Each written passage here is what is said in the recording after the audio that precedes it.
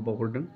दिनै जोङो बे प्रेस मिटखौ लानायनि गुबै जाहोनानो जाबाय फैबाय थानाय डिसेम्बरनि 7 तारिखआवहाय मोनसे जोङो उदालगुरि डिस्ट्रिक्टनि आन्डाराव उदालगुरि डिस्ट्रिक्ट BoNSUनि बानजायनायाव आरो सेन्ट्रेल BoNSUनि डिरेक्सनाव जोङो मोनसे सेपारेट स्टेट बड'लेण्डनि थाखाय मोनसे मास गेदारिं लानो थांगासिनो दङ। बे मास गेदारिं लानो थांनायावहाय जों गासै बर' रायजो राजा आइ आफा बिदा फंबाय बिब' बिनानाव गासैखौबो जोङो गुरैयै सेन्ट्रेल BoNSUनि आरो उदालगुरि डिस्ट्रिक्ट BoNSUनि जानानै नोंथांमोनखौ खावलायदों। बेवहाय लैहोर लैहोर फैनानै जोंनि बे सेपारेट स्टेट बड'लेण्ड डिमान्डनि बे प्रग्रामखौ जाफुंसार जाहोनो थाखाय बेवहाय जोङो गासै बर' संगठनफोर जेसेबां दङ, जेसेबां पलिटिकेल पार्टी दङ, जेसेबां माने गुबुन गुबुन संगठनफोर बिदिनो दङ, बिसोरखौ गासैखौबो माइगाब जुजाय बासिया लाफानो साना लाफानो गासैखौबो फैनानै जोङो बे सुबुं गमाखौ जाफुंसार जानो थाखाय खावलायदों। सेपारेट स्टेट बड'लेण्डआ जोंनि मोनसे गुबै थांखि, जाय गुबै सिमांखौ जाय गुबै थांखिखौ जोंनि हारिनि बिफा उपेन्द्रनाथ ब्रह्मआ जोंनो दिन्थिनानै गालांदोंमोन। बे बिथांनि दिनै सिमाङा जाफुंसार जानो हायाखै। बेनिखायनो दिनै गासैबो बर' रायजो राजा आइ आफा बिदा फंबाय बिब' बिनानावमोननि मैखुनाव गोसो गोरबोआव खर' मेलेमाव दिनैसिमबो बे सेपारेट स्टेट बड'लेण्डनि सिमाङा दङ। नाथाय बे सेपारेट बड'लेण्ड सिमांखौ दिनै जाफुंसार होनो रावबो राव होनो गैयैलाय दिनै BoNSUआ मोनसे गोदान जुगनि आदब खायदाजों मोनसे गोदान स्पिरिटजों मोनसे गोदान जिउजों दिनै गावबागाव टाइमखौ गावबागाव समायखौ डेडिकेसन बावसोमनानै दिनै बे सेपारेट स्टेट बड'लेण्डखौ सिमांखौ जाफुंसार होनो थाखाय जानजि खाफ्रादों। बेवहाय जों दिनै BoNSU हारसिङै दिनै बे सिमांखौ जाफुंसार जाहोनो हानाय नङा। बेनिखायनो गासै रायजो राजा आइ आफा बिदा फंबायमोनखौ जों दिनै गुग्रुबै खुलुमनानै खावलायदों जे दिनैनि बे 7 तारिखआव जानो गोनां मास गेदारिं प्रग्रामाव फैनानै लैहोर लैहोर फैनानै बे जोंनि मास गेदारिं प्रग्रामखौ साक्सेसफुल जाहोगोन।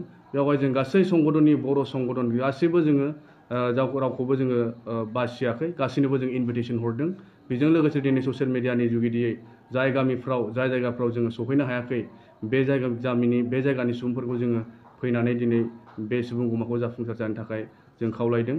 बेजोंनो लोगोसे जों दिनै BoNSUआ मोनसे खोथा होबावदों।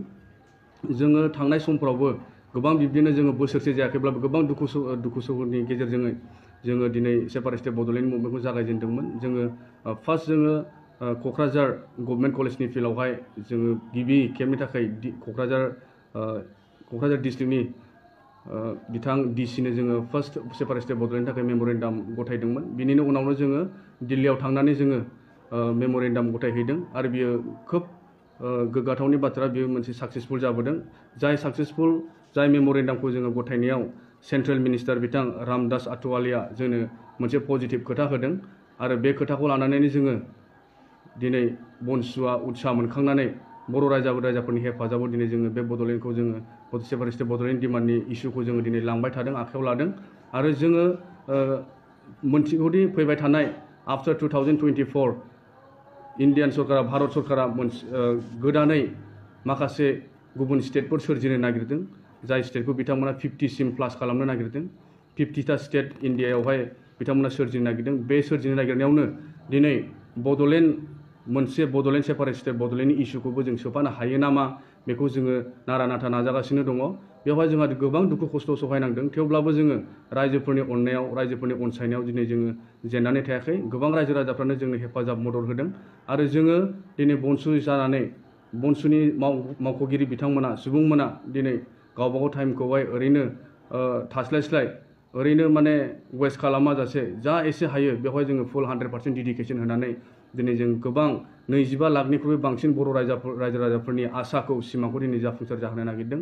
बेनिखायनो जों गासैबो बर' रायजो राजा आइ आफा बिदा फंबायमोनखौ जों आरो खनसेबाव खावलायबावदों, नोंथांमोना